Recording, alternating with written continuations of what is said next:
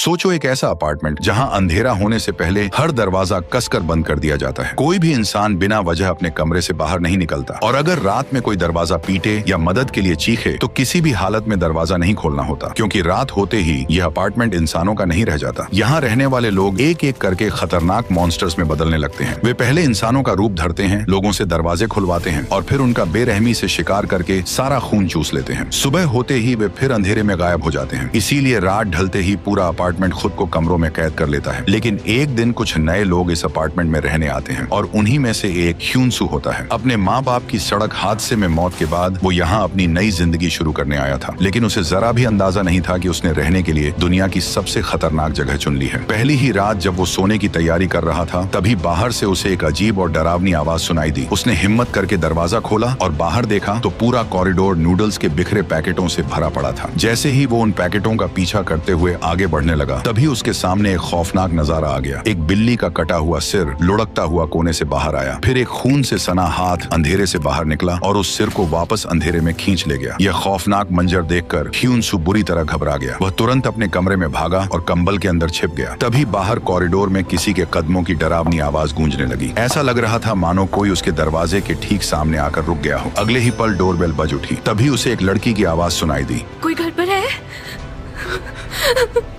Please मेरी मदद करो। मदद की पुकार सुनकर ह्यूनसू धीरे धीरे दरवाजे की तरफ बढ़ने लगा। कैमरे में उसने देखा कि एक लड़की दरवाजे के बाहर खड़ी थी। वह रोते हुए कह रही थी कि उसकी जान खतरे में है, कोई रहस्यमयी चीज उसका पीछा कर रही है। इसलिए वह बार बार दरवाजा खोलने की गुहार लगाने लगी। ह्यूनसू ने पहले उसे शांत रहने को कहा, फिर उसने पुलिस को फोन लगाया, लेकिन फोन में बिल्कुल भी नेटवर्क नहीं था। अब उसके पास दरवाजा खोलने के अलावा कोई और रास्ता नहीं बचा था। लेकिन जैसे ही वह हैंडल की तरफ बढ़ा, उसे अचानक कुछ याद आ गया। ह्यूनसू ने लड़की से कहा कि पहले अपने दोनों हाथ दिखाओ। ये सुनते ही लड़की का चेहरा अचानक बदल गया। वह बुरी तरह तिलमिला उठी। अगले ही पल उसकी नाक से खून बहने लगा और फिर वो पागलों की तरह ह्यूनसू के दरवाजे को पीटने लगी। ऐसा लग रहा था कि वह किसी भी पल दरवाजा तोड़ देगी। लेकिन तभी ऊपर से तेज म्यूजिक बजने लगा। आवाज सुनते ही वह रहस्यमयी लड़की उसी दिशा में चली गई। उसके जाते ही ह्यूनसू ने एक झाड़ू उठाया और तुरंत बाहर निकल आया। कॉरिडोर के मोड़ पर पहुंचते ही उसकी मुलाकात सेंग नाम के एक आदमी से हुई। उसने उससे फौरन पूछा कि क्या तुमने एक अजीब सी औरत को देखा है? लेकिन सेंग कुछ बोल पाता उससे पहले ही ह्यूनसू अचानक बेहोश होकर जमीन पर गिर पड़ा। उधर जीसू अपने कमरे में गाने की प्रैक्टिस कर रही थी। तभी उसे दरवाजे पर दस्तक सुनाई दी। जैसे ही वह दरवाजा खोलने बढ़ी तो सामने उसे एक डरावनी औरत खड़ी दिखाई दी। वह लगातार कुछ बड़बड़ा रही थी और जोर जोर से चीख रही थी। फिर अचानक उसने पूरी ताकत से दरवाजा पीटना शुरू कर दिया। उसके जोरदार हमलों से लोहे के दरवाजे पर गहरे निशान पड़ने लगे। ऐसा लग रहा था कि अब वो किसी भी पल अंदर घुस जाएगी। डर के मारे जीसू ने तुरंत पास रखा बेसबॉल बैट उठा लिया। लेकिन तभी बाहर से आती आवाज अचानक गायब हो गई। लेकिन जैसे ही वो दरवाजे के पास पहुंची, तभी अचानक